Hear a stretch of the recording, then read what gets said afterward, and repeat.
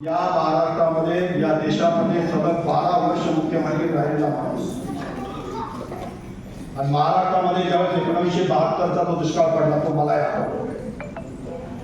त्या दुष्काळामध्ये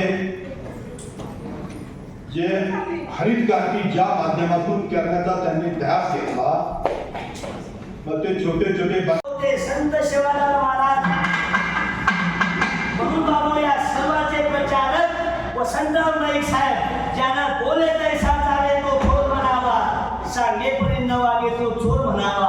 म्हणून माझा वसंतराव नाईक साहेब या मुंबईतला भाग होता किंवा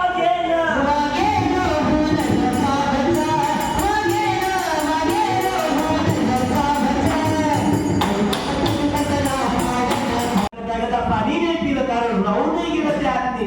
वसंतराव नाईक साहेबांचं जे तत्व आता ते सर बोलले की का वसंतराव नाईकाचे योगदान, कारण पंचायत राज कायद्याचे जनक वसंतराव नाईक साहेब होते.